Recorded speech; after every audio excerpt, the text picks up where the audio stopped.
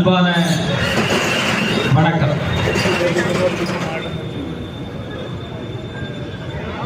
உங்கள் எல்லோருக்கும் தெரியும், வருகிற 23ஆம் தேதி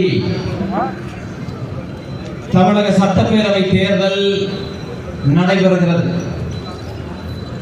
கடந்த 2016ஆம் ஆண்டு முதல் முறையாக நாம் தமிழ் கட்சி தேர்தலை நாங்கள் சந்தித்தோம்.